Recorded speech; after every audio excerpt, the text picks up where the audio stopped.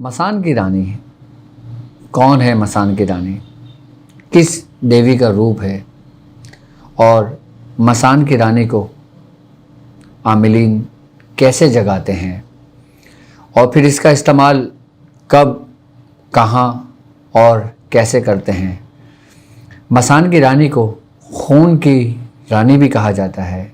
इसको खून बहुत पसंद है और हिंदुस्तान में मसान की रानी का जो ज़ोर शुरू से चला आ रहा है और आज तक मसान की रानी के ज़ेर आसेब, ज़ेर असर वो कौन कौन सी जगहें हैं कि जहाँ पे ये अपना मस्कन बनाती है, और वो आमिलीन कहाँ होते हैं और किस तरह मसान की रानी की हाज़िरी करते हैं, हम बताएंगे आपको कि रुजत क्या होती है, रुजत की अलामतें क्या हैं और रुजत किन किन तरीक़ों पे होती है और रुजत से इंसान को क्या नुकसान होता है और रुजत से बचने के लिए हमें क्या करना चाहिए, और जो लोग रुजत का शिकार हो चुके हैं वो कैसे अपने आप को रुजत से निकालें।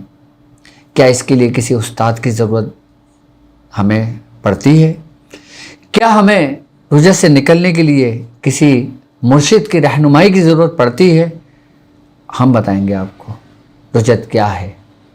बिस्मिल्लाहिर्रहमानिर्रहीम। अस्सलामु अलैकुम वरहमतुल्लाहि वबरकातुहू। मैं अपने नए आने वाले मुअज़्ज़िज़ मेंबरान को और अपने साथ जो लोग मेरे साथ रूहानी सफ़र में शामिल हैं उन सब को अपने घर में खुशामदीद कहता हूँ और उम्मीद करता हूँ कि आप तमाम लोग खैरियत से होंगे। यकीनन मुझे आप लोगों को इंतज़ार करवाना पड़ा। आप लोगों ने बहुत बेचैनी के साथ, बेसब्री के साथ मेरी वीडियोस का इंतज़ार किया और इंतज़ार करते हैं, और आप लोगों का बहुत बहुत शुक्रिया अदा मैं करता हूँ कि आप लोग इतना इंतज़ार करते हैं मेरी वीडियोस का कि मेरे कमेंट्स में बार बार मुझे कहते हैं कि नई वीडियो कब आएगी, नई वीडियो कब आएगी। आप लोग चाहते हैं कि आप लोग मुझे सुनते रहें और मैं सुनाता रहूं, लेकिन बात वक्त की भी होती है। अब जाहिर सी बात है, कुछ ड्यूटियां जो मेरे ज़िम्मे मेरे बुज़ुर्गों ने लगाई हैं मैं उसको लेकर भी साथ साथ चलता हूं। मेरे मामलात भी होते हैं और फिर आप लोगों के भी मामलात होते हैं। जाहिर सी बात है कि आपके मसाइल और उनके हल के लिए भी मैं मौजूद होता हूँ। आप लोग जो परेशान होते हैं और जो लोग मुझसे रुजू करते हैं उनके भी इलाज व मुआलजे के मामलात होते हैं। मेरा अपना भी क्लिनिक होता है। अब क्लिनिक की टाइमिंग जाहिर सी बात है मैं 2 टाइम क्लिनिक पे भी अपने देता हूँ मरीज़ों को, और उसके बाद फिर आप लोग भी मुझसे कांटेक्ट में रहते हैं और मैं आप लोगों से भी जुड़ा रहता हूँ। तो वक्त की किल्लत की वजह से, वक्त की कमी की वजह से मुझे टाइम नहीं मिल पाता। फिर भी मैंने स्पेशली आप लोगों के लिए वक्त निकाला और मैंने सोचा कि अब मैं मैथोलॉजी पे आप लोगों के लिए कुछ ख़ास लेकर आऊँ। ज़ाहिर सी बात है मेरा कंटेंट्स जो है और जो मेरी वीडियोस हैं वो सबसे यूनिक हैं। मेरी नॉलेज दी हुई आपको, मेरी बताई हुई बातें आपको पूरे यूट्यूब पे कहीं नहीं मिलेंगी और आपको वो बातें किताबों में भी नहीं मिलेंगी। हाँ, अलबत्ता लोग मुझे ज़रूर फॉलो करें और मेरा कंटेंट लें, मेरी तरफ से इजाज़त है, लेकिन इसकी हकीकत को पहले वो लोग समझ लें, क्योंकि जो चीज़ हम बयान करते हैं उसको हमारे लिए समझना बहुत ज़रूरी होता है। हम जिस रास्ते पे चलते हैं ना, उस रास्ते पे चलने के लिए हमें उस रास्ते को जानना बहुत ज़रूरी होता है। और अल्हम्दुलिल्लाह मियाँ हुजूर के साथ मैं 98 से इस सफ़र में शामिल हुआ। यानी कि जब मेरी उम्र 17 बरस की थी मैंने उस वक़्त राह सुलूक में कदम रखा, जब मैं 17 साल का था। मियाँ हुजूर की ज़ेरे ही निगरानी, मियाँ हुजूर के ज़ेरे ही सरपरस्ती मैंने फर्स्ट स्टेप अपना पहला कदम 98 में उठाया और 2006 तक जब मियाँ हुजूर ने मेरी एक मंजिल कंप्लीट हुई, यानी कि 98 से लेकर 2005 तक या 6 तक, मुझे अब याद नहीं रहा, लेकिन 2005 तक की बात है शायद।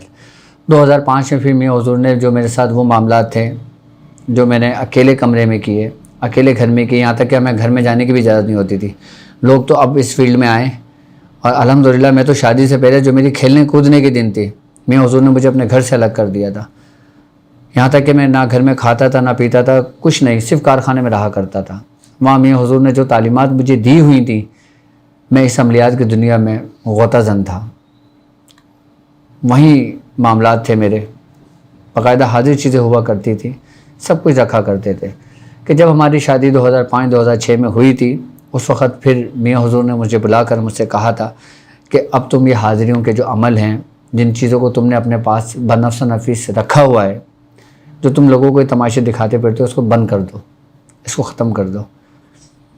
اب وقت ہو چکا ہے کہ تم سلسلے کے ذکر و اذکار کی طرف آؤ. تو بس وہ وقت تھا کہ ہم نے سلسلے کو, اس چیپٹر کو کلوز کیا, اور کلوز کرنے کے بعد 2005 میں پھر ہم سلسلے کے ذکر و اذکار کی طرف آئے. پھر میاں حضور نے ہمیں خاندان قادریہ کے ذکر غوثی عطا فرمایا, مراقبہ غوثی عطا فرمایا, اور پھر تمام سلاسل کے ذکروں کی اجازت دی. اور پھر میاں حضور نے ذکر و اذکار کی تربیت دی, اور پھر تقریباً سالوں میں پھر وہ ذکر ریاضت کروائی, محنت کروائی, اور الحمدللہ پھر وہ سلاسل کا جو فیض چلتا رہا وہ آج تک رہا. بس مجھے افسوس اس بات پہ بھی ہوتا ہے کہ میں آپ لوگوں سے بہت لیٹ ملا, اور یہ سلسلہ میں نے بہت لیٹ شروع کیا. میں سمجھتا ہوں یہ سارا کریڈٹ یہ طاہر ندیم قادری صاحب اور میرے ساتھ جو نویر اور سمیر ہیں ان کو جاتا ہے, کہ ان کی بضد کی وجہ سے پھر میں نے یہ ویڈیو بنا کر اور پھر لوگوں میں اپلوڈ کرنا شروع کری, اور اس کا فیض پھر دنیا بھر میں پھیلنے لگا. جب میری پہلی ویڈیو آئی میاں حضور بہت خوش ہوئے, تو میاں حضور نے پھر مجھے اس چیز کی باقاعدہ طور پہ اجازت دی, اور کہا کہ تم اب وہ سلاسل کے ہمارے اسباق جو ہیں, جن کا تعلق علم العادات سے ہے, جن کا تعلق میتھولوجی سے ہے, جن کا تعلق عملیات کی دنیا سے ہے, جن کا تعلق ہمارے سلسلوں کے ذکر و اذکار سے ہے, اب تم وہ لوگوں میں آہستہ آہستہ رائج کرو اور لوگوں کی اس طریقے سے تربیت کرنا شروع کرو. جب میاں حضور کا یہ فرمانا تھا تو ظاہر سی بات ہے پھر بوجھ اور بڑھ گیا. پھر ذمہ داری کے ساتھ میں نے آپ لوگوں کے لیے باقاعدہ طور پہ کلاسز کا آغاز کیا. پھر میں نے کلاسز لینا شروع کی, اور جو امید کرتا ہوں آپ لوگوں کو بہت زیادہ پسند آئیں. تو انشاءاللہ تعالی ہم اپنے پروگرام کا آغاز کرتے ہیں. یہ سب کچھ آپ کو بتانے کا مقصد یہ تھا کہ اس راستے میں وہی یہ چیزیں بتائے جو اس چیز کے راستے سے گزر چکا ہو. مسان کی رانی کے بارے میں کہا جاتا ہے کہ یہ کالی دیوی کا ایک روپ ہے, اور یہ کالی دیوی کا وہ روپ ہے جب وہ اپنے قہر میں آتی ہے, غصے میں آتی ہے, اپنے جنون کی کیفیت میں آتی ہے, تب یہ اپنا وہ روپ دھارتی ہے. لیکن مسان کی رانی کا لوگوں نے نام تو سنا ہے لیکن لوگ اس سے واقف نہیں ہیں. میں آپ کو بتاتا ہوں کہ مسان کی رانی کی اصل حقیقت ہے کیا, اور مسان کی رانی کا عمل کہاں کیا جاتا ہے. آپ نے دیکھا ہوگا اکثر کہ جہاں پہ مسان بنے ہوئے ہوتے ہیں, جہاں پہ لوگوں کی چتائیں جلائی جاتی ہیں, وہاں کا جو ارد گرد کا ایریا ہوتا ہے, یعنی کہ 40 قدم آپ کے دائیں, 40 قدم آپ کے بائیں, 40 قدم آپ کے آگے, 40 قدم آپ کے پیچھے, بیچ کے اندر ہوتا ہے مسان. اچھا, جب کوئی عاملین حضرات جب کوئی مسان کی رانی کو جگانے کے لیے چاہتا ہے تو سب سے پہلے وہ اس عامل کا مرنے کا انتظار کرتا ہے جو باقاعدہ گرو ہوتا ہے ان کا, جو یہ جادو جانتا ہے, جو یہ کام کرتا ہے. جب وہ مرتا ہے, جب اس کی چیتا کو جلانے کے لیے مسان کے اندر لایا جاتا ہے, تو ایک تو وہ ہوتی ہے جو اس نے اپنی دنیا کے اندر اس پہ محنت و مشقت کی ہوتی ہے, یعنی کہ اس نے شیطان کو خوش کرنے کے لیے جو بھی کچھ اعمال کیے ہوتے ہیں اپنی زندگی کے. ایک تو وہ شیطانی قوتیں ہوتی ہیں. دوسری قوت اس عامل شیطان کی جو اپنے اندر سے ہی وہ اخراج ہوئی, اس نے ایک صورت اختیار کی. آئی بات سمجھ میں؟ اور پھر اس نے ان دیویوں کے ان روپوں کو خوش کرنے کے لیے ایسے کام کیے جو ہر مذہب میں حرام ہے.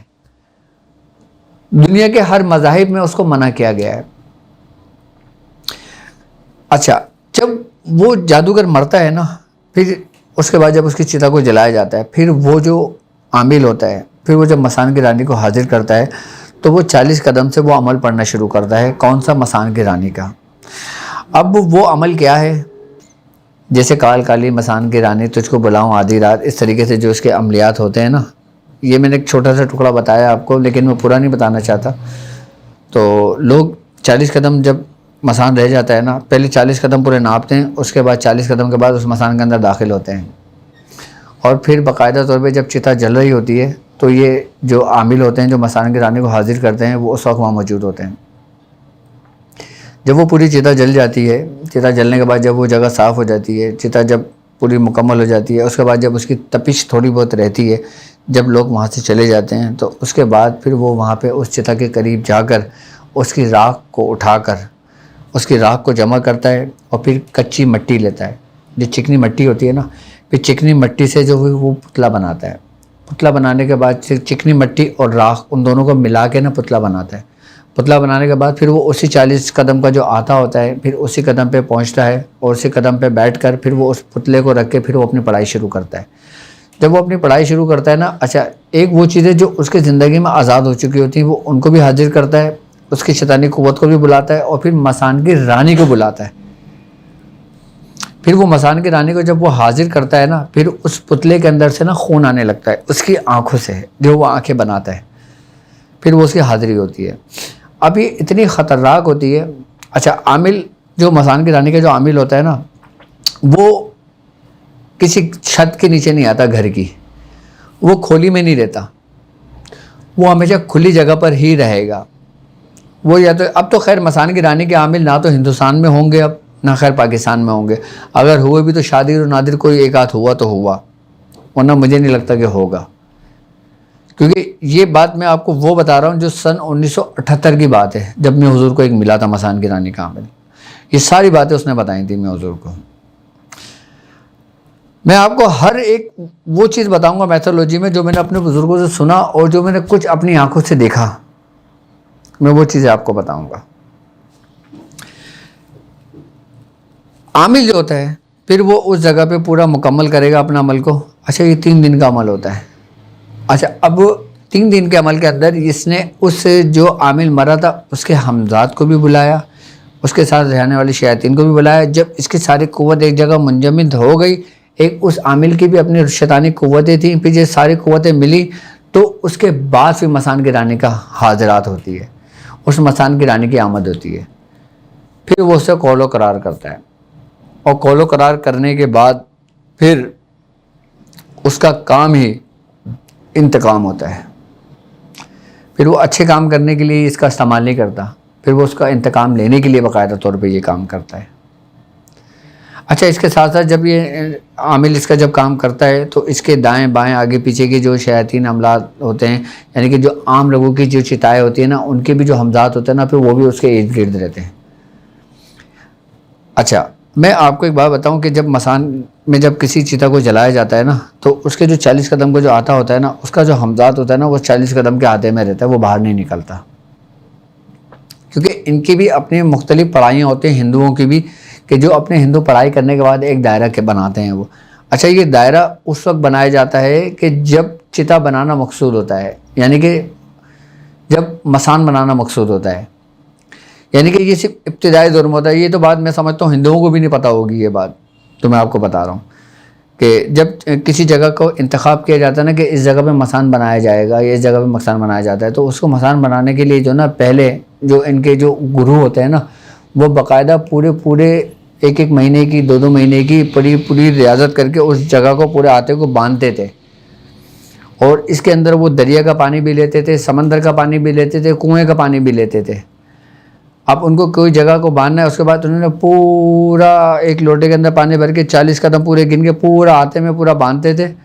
وہ حصہ باندھنے کے بعد اس کے بعد پھر وہ وہاں چاروں کونے پہ پڑھائیاں کرتے تھے، چاروں کونے پہ پڑھائیاں کرنے کے بعد پھر اس کی وہاں سے مٹی کو اٹھا کے پھر بیچ میں لا کے رکھتے تھے، پھر وہاں پہ چتا بنانے کے لیے پوری جگہ بنائی جاتی تھی۔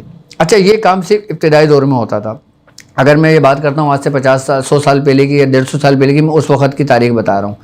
اب بھی ایسا ہوگا، یقیناً ہوگا، کیونکہ ان کو بھی پتہ ہے کہ ان کے پیچھے جو آصف، جو بری آتمائیں جو پیچھے لگ جاتی ہیں، اس کے سب سے بڑی ریزن یہ بھی ہوتا ہے کہ جب وہ چتائیں جلا رہے ہوتے ہیں تو اس وقت جب کوئی ناپاکی کی حالت میں وہ شخص کھڑا ہوتا ہے یا وہ شخص وہاں سے گزرتا ہے، وہ اس کے زیر اثر آ جاتا ہے.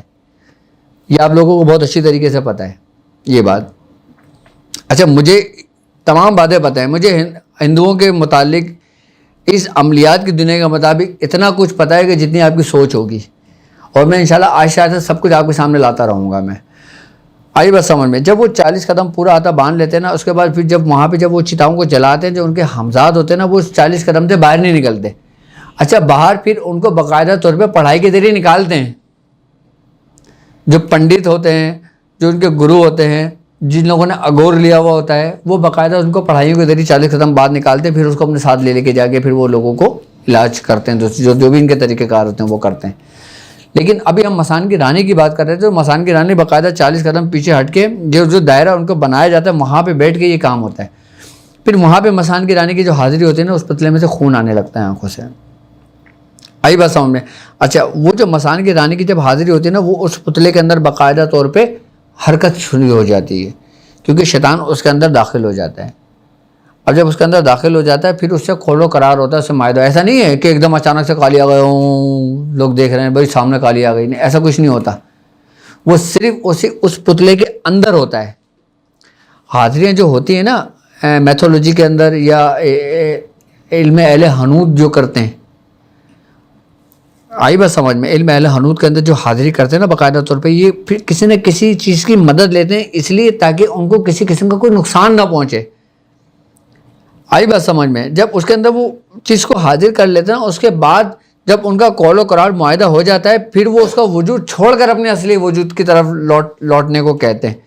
جب وہ پتلے سے اپنے اصل وجود کی طرف لوٹتے ہیں نا، پھر وہ پتلا نیچے گر جاتا ہے، پھر پتلا وہ بیکار ہو جاتا ہے. پھر اصل چیز وہی ہوتی ہے جو سامنے موجود ہوتی ہے. پھر وہ اس کا جو قول و قرار معاہدہ ہوتا ہے، 12 سال کا ہو، 14 سال کا ہو، 20 سال کا ہو، 2 سال کا ہو، 3 سال کا ہو، پھر وہ دیوی اس کے ساتھ رہتی ہے، مسان کی رانی. پھر وہ لوگوں کے کام کرتا ہے. اب یہ تو آ گیا اس کو حاضر کرنے کا طریقہ کار جو میں نے سمجھایا، جو میں نے بتایا. اچھا، اس کے ساتھ صرف پتلے ہی رکھ کے نہیں بیٹھ جاتے، اس کا باقاعدہ پورا سامان ہوتا ہے. آئی بس سامان میں. اس کے سامان کے اندر سندور ہوتا ہے، ناریل ہوتا ہے، کچا پان ہوتا ہے، لونگ ہوتی ہے، الائچی ہوتی ہے، سندور ہوتا ہے. آئی بس سمجھ میں.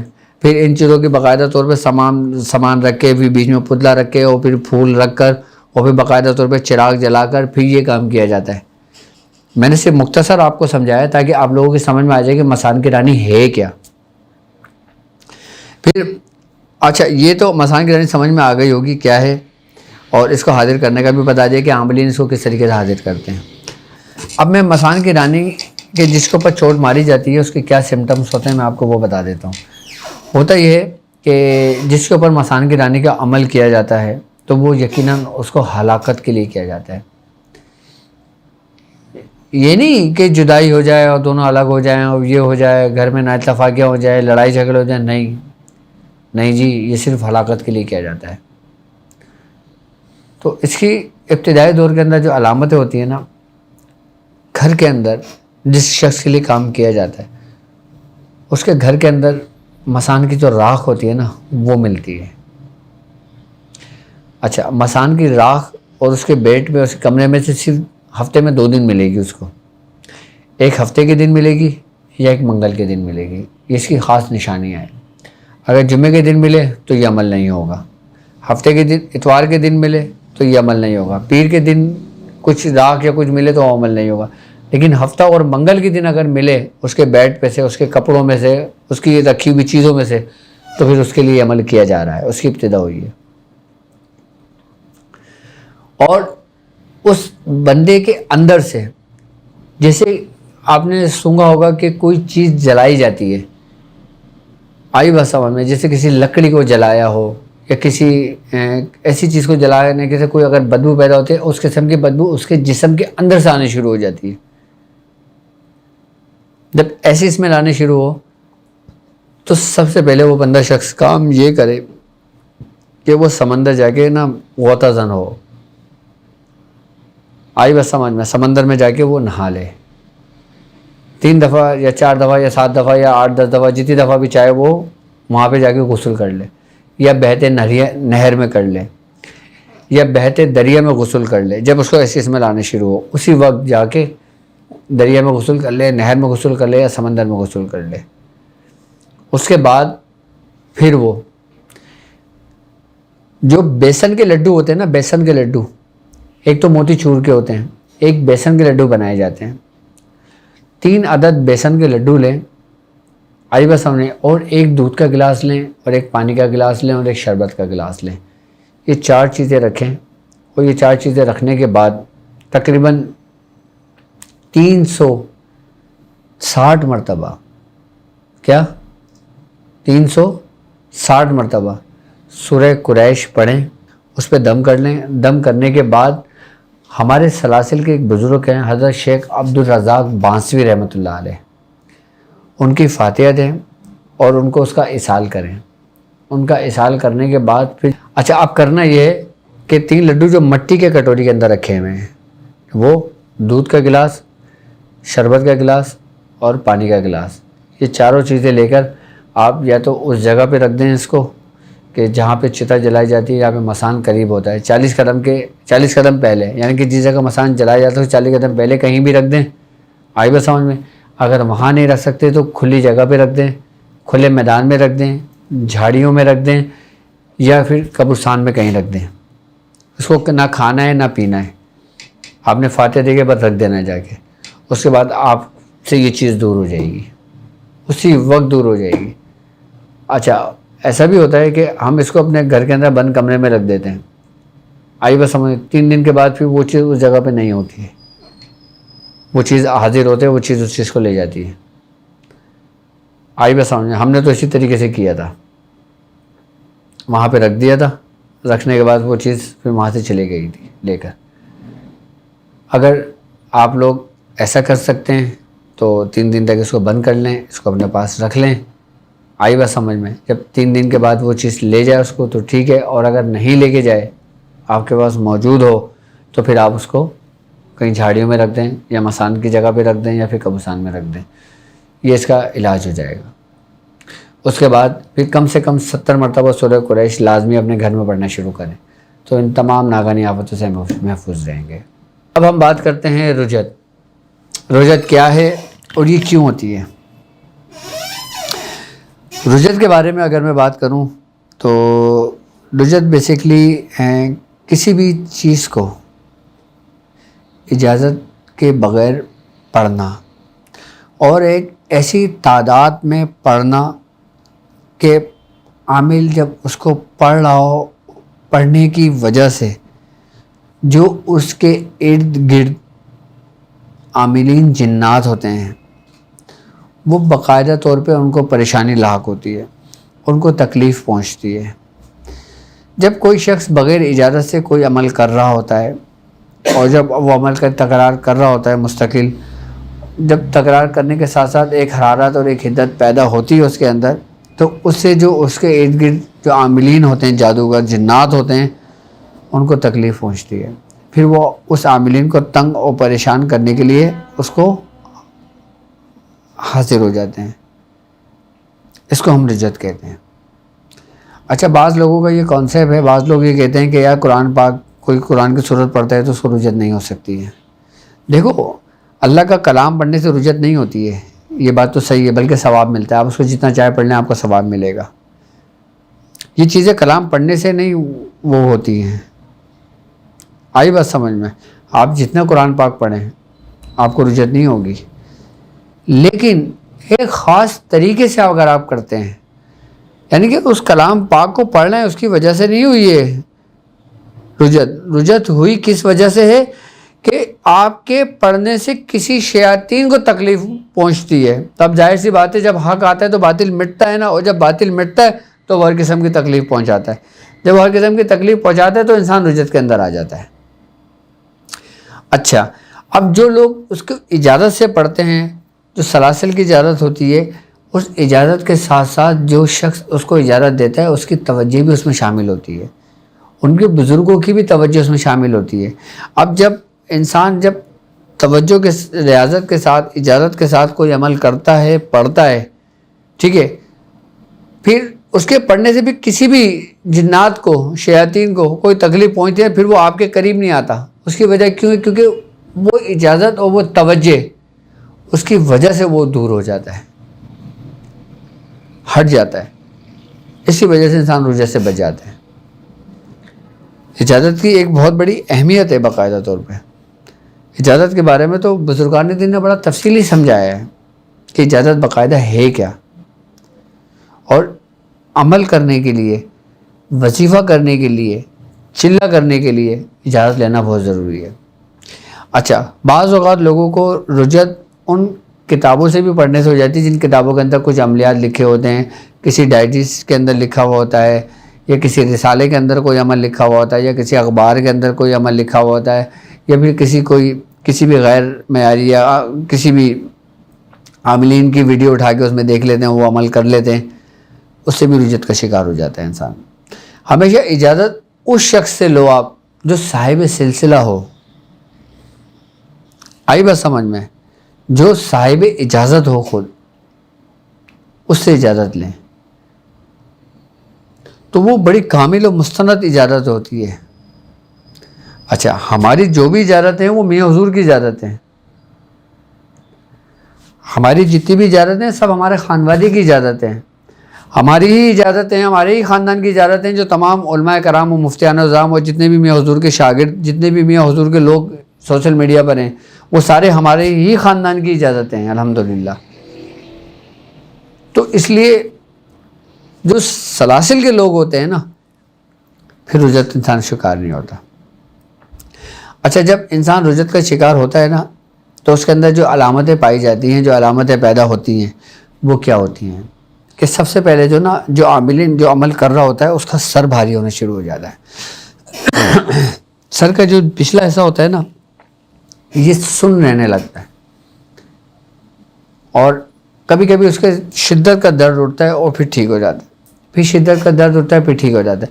پھر اس کی آنکھوں میں اس جگہ پر نا، یعنی کہ آنکھوں کا جو یہ حصہ جو ہوتا ہے، یہاں پہ درد رہنے لگتا ہے اس کا ہلکا ہلکا سا.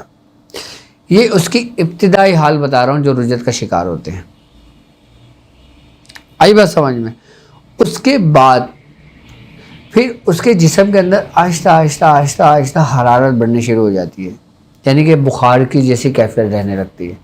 پھر اس کا جسم ٹوٹنے لگتا ہے، اور پھر جسم ٹوٹنے کے بعد اس میں چڑچڑاہٹ پن پیدا ہو جاتا ہے. پھر اس سے پڑھا نہیں جاتا. پھر ایسا ہوتا ہے کہ جیسے جو نا بوجھ اتارنا، یعنی کہ تعداد پوری کرنا بس. تو یہ رجت کی شروع کی علامتوں میں سے علامت ہے جو میں نے آپ کو بتائی ہیں ابھی. جب کبھی ایسی علامتیں ہوں تو آپ سب سے پہلے صاحب مسند سے یا صاحب اجازت سے اس کی اجازت لیں.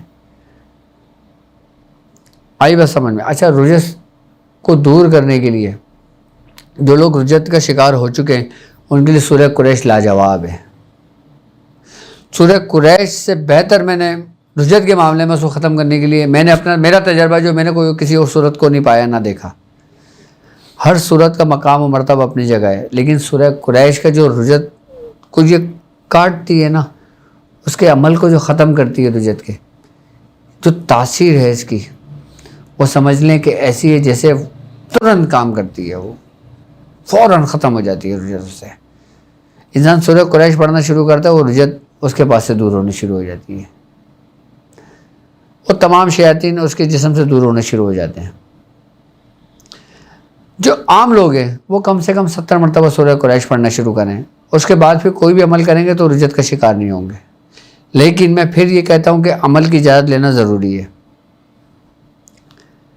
اب میں سمجھتا ہوں علامتیں بھی سمجھ میں آ گئی ہوگی، رجت بھی سمجھ میں آ گئی ہوگی، اور اس کا میں نے طریقہ کار بھی بتا دیا.